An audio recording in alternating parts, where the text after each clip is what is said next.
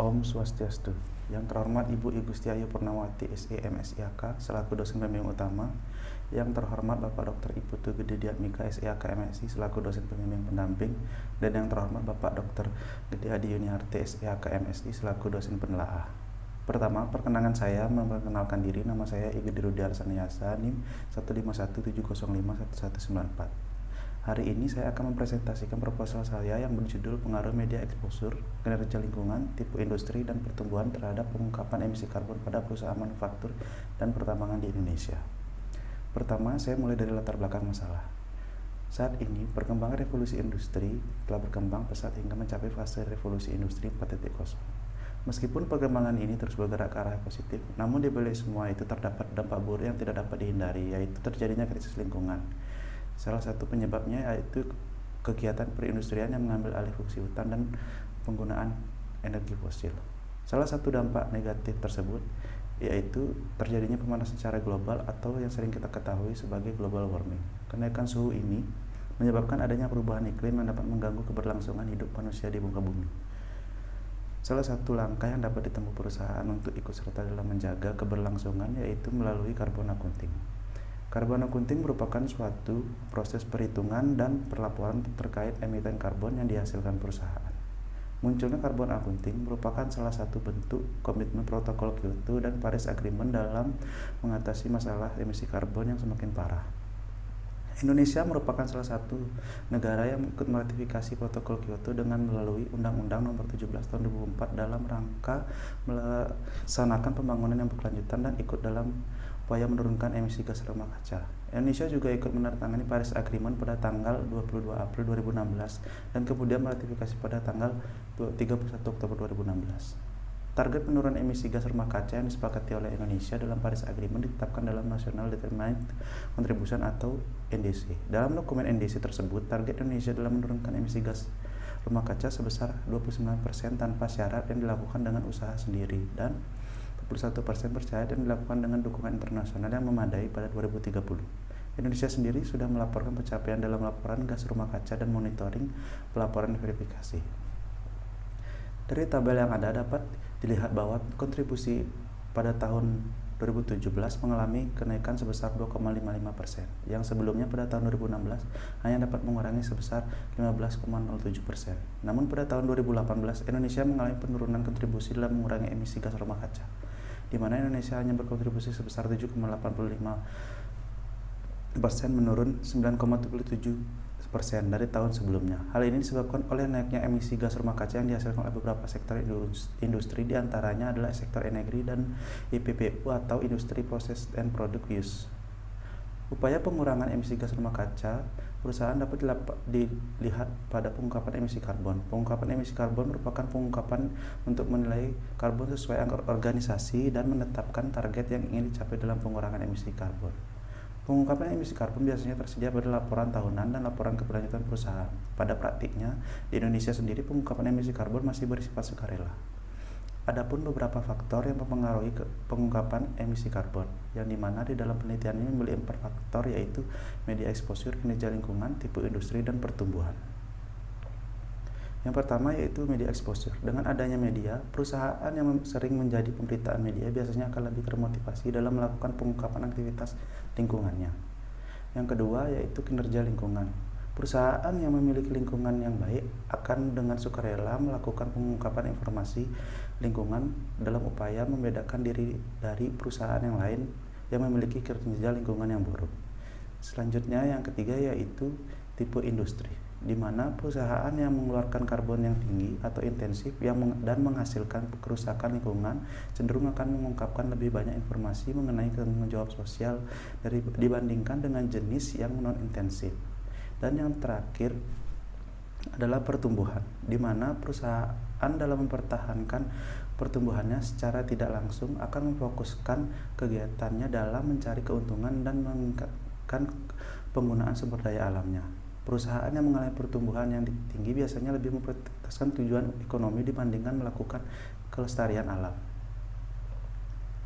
Terdapat beberapa persamaan dan perbedaan antara penelitian yang dilakukan Apriliana dengan kawan-kawan dengan penelitian ini, di mana penelitian tersebut menggunakan perusahaan keuangan yang terdaftar di Bursa Efek Indonesia pada periode 2015 hingga 2017, sedangkan dalam penelitian ini menggunakan perusahaan sektor pertambangan dan manufaktur yang terdaftar di Bursa Efek Indonesia dan menerbitkan laporan keberlanjutan selama 4 tahun berturut-turut, yaitu tahun 2015 hingga 2018.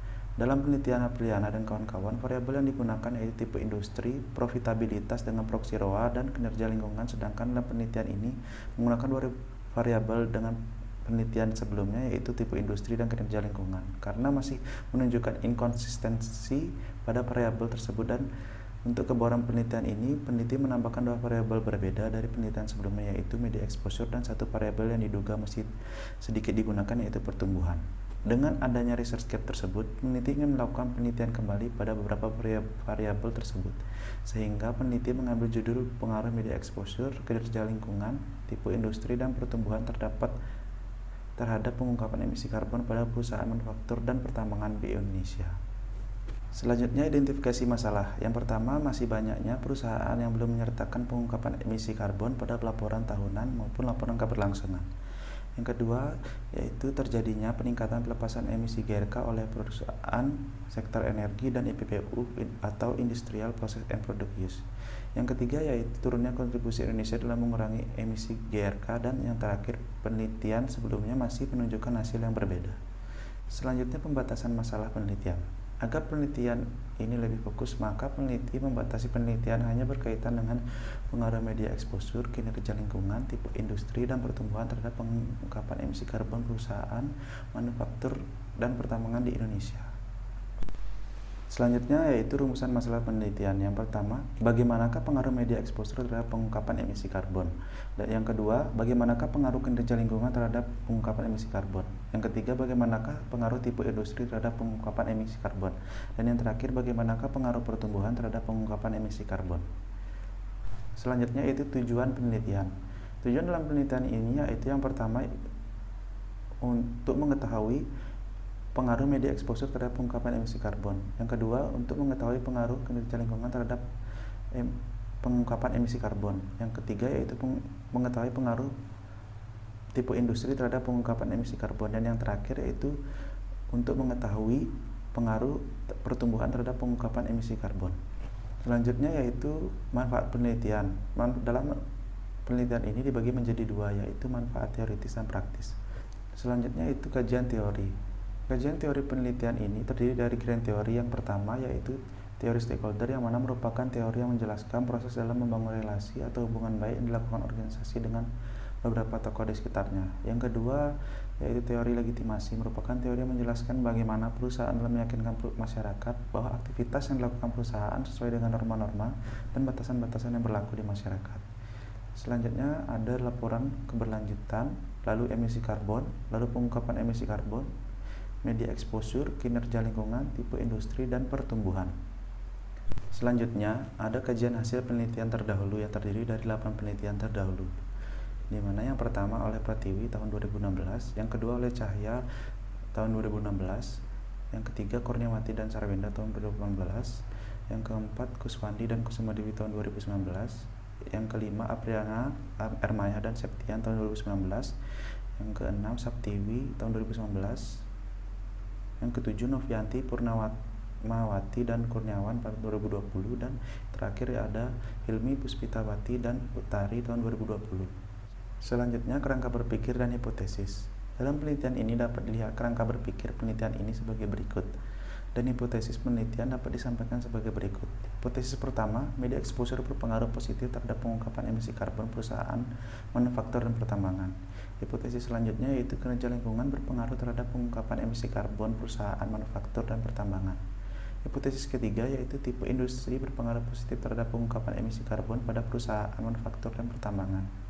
Hipotesis yang terakhir yaitu pertumbuhan berpengaruh negatif terhadap pengungkapan emisi karbon pada perusahaan manufaktur dan pertambangan. Selanjutnya, metode penelitian. Rancangan penelitian yang digunakan dalam penelitian ini merupakan desain penelitian kuantitatif kausal. Selanjutnya, subjek penelitian terdiri dari populasi dan sampel, di mana populasi dalam penelitian ini adalah perusahaan manufaktur dan pertambangan yang terdaftar di Bursa Efek Indonesia sebanyak 222 perusahaan. Selanjutnya, sampel adalah perusahaan yang sesuai dengan kriteria yang ditetapkan, di mana didapatkan sebanyak 14 sampel perusahaan dalam penelitian ini. Selanjutnya yaitu ada variabel dan definisi operasional yang digunakan dalam penelitian ini. Dapat dilihat sebagai berikut. Selanjutnya, metode dan instrumen pengumpulan data. Metode yang digunakan dalam penelitian ini adalah metode kepustakaan, di mana data yang digunakan dalam penelitian ini adalah data sekunder dan juga didukung dengan studi pustaka dan penelitian terdahulu. Selanjutnya, metode dan teknik analisis data. Yang pertama ada uji statistik deskriptif. Selanjutnya ada uji asumsi klasik yang terdiri dari uji normalitas, uji multikolonialitas, uji heterokedastisitas, dan uji autokorelasi. Selanjutnya, uji hipotesis terdiri dari analisis regresi linear berganda, uji T, dan uji koefisien determinasi. Demikian presentasi proposal penelitian saya. Apabila ada kesalahan dan kekurangan dalam penyampaian materi yang disampaikan, saya mohon maaf. Akhir kata saya tutup dengan Param Santi. Om Santi Santi Santi Om.